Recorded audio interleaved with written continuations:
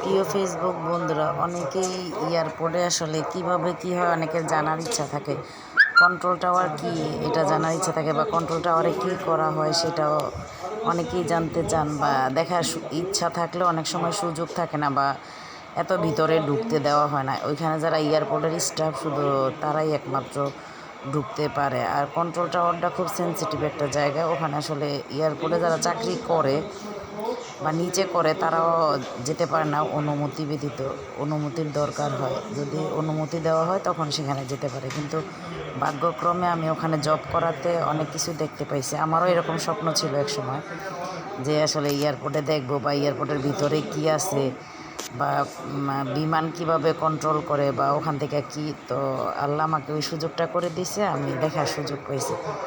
আমি যখন নতুন জয়েন করি, আমার পরিবার অনেকেই আমাকে প্রশ্ন করছে যে কী কাজ করি, বা ওখানে কি বা কেমন, ওটা দেখার জন্য। তখন বিশেষ করে আমার আম্মা অনেক দেখতে চাইতো। তো সেই ক্ষেত্রে আমি আসলে প্রথম তো আমি বুঝি নাই কীভাবে ভিডিও করতে হবে, বা ওইখানে আমার অনেক সিনিয়র স্যার ছিল, এয়ারফোর্সের অনেক অফিসার্স ছিল, আমরাও ছিলাম। তো সেই ক্ষেত্রে আসলে আমি ভিডিওটা একটু খুব একটা ইচ্ছাকৃতভাবে ওই রকমভাবে করতে পারি নাই।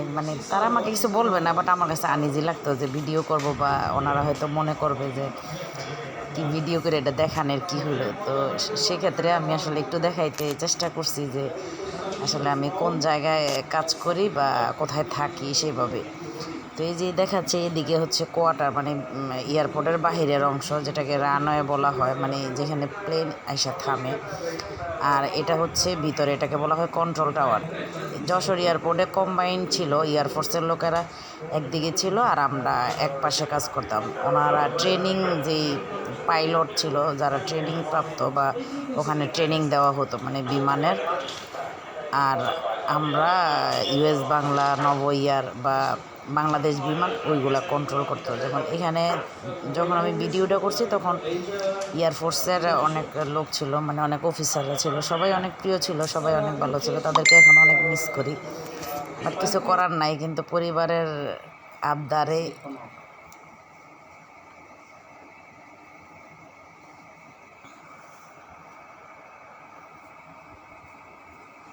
দেখি, এখন তো পাঠাই নাই, দেখি কেমন আয় বয়স, কখন তো এরকম কথা। তাহলে ভিডিওটারও আর একটু তাহলে স্লো করতে হইব।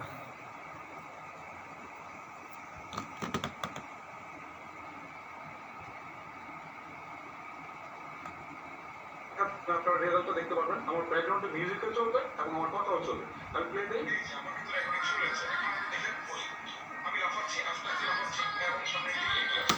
তো আশা করি আপনারা বুঝতে পেরেছেন যে এই যে ইম্পর্টেন্ট কাজ, এটা কিন্তু সবাই করে থাকে এবং এটা সবারই দরকার। তো এটা কিভাবে করতে হয় আমরা যাচ্ছি নেক্সট স্টেপ। তুমি খাও বেশি। আমি আপনাদেরকে দেখাবো ভিডিও থেকে যে কোনো ব্যাকগ্রাউন্ড কিভাবে রিমুভ করতে হয়। এই অ্যাপটার আশ্চর্যজনক ক্ষমতা হচ্ছে এখানে ব্যাকগ্রাউন্ড রিমুভ করার জন্য দুটো অপশন দিয়েছে। প্রথমটা হচ্ছে যে কোনো ব্যাকগ্রাউন্ড সে রিমুভ করতে পারে, ব্যাকগ্রাউন্ডে যাই থাকুক। আরেকটা হচ্ছে যদি গ্রিন স্ক্রিন অর্থাৎ পিছনে যদি একটা সবুজ কাপড় দিয়ে করেন সেটাকেও সে রিমুভ করতে পারে।